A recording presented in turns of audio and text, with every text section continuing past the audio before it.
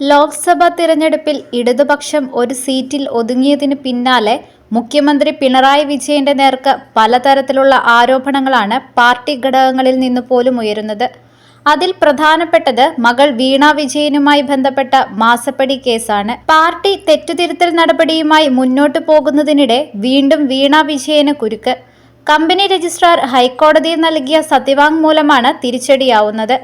വീണ വിജയന്റെ പേരിലുള്ള കമ്പനിക്കടക്കം മാസപ്പടി നൽകിയതിൽ CMRL നടത്തിയ അനധികൃത പണമിടപാടുകൾ പൊതുഖജനാവിൽ നിന്നുള്ള കൊള്ളയാണെന്നാണ് കമ്പനി രജിസ്ട്രാർ ഹൈക്കോടതിയിൽ പറഞ്ഞത്.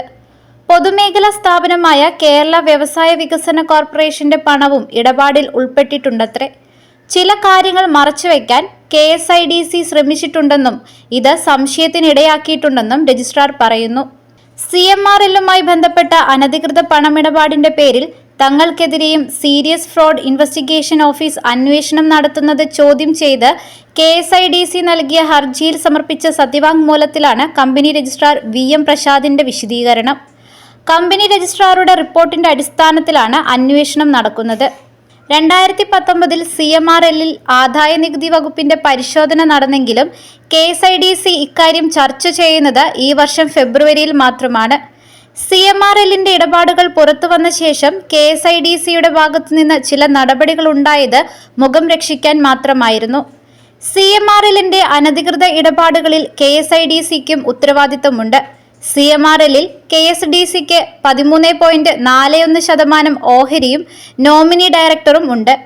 ഇക്കാര്യത്തിൽ കമ്പനി രജിസ്ട്രാർ KSIDCയുടെ വിശദീകരണം തേടിയെങ്കിലും വ്യക്തമായ മറുപടി നൽകാതിരുന്നതിനെ തുടർന്നാണ് അന്വേഷണത്തിന് ഉത്തരവിട്ടത്. CMRLിന്റെ എല്ലാ അനധികൃത ഇടപാടുകളും വിശദമായി പരിശോധിക്കാനാണ് SFIOയ്ക്ക് അന്വേഷണം വിട്ടത്.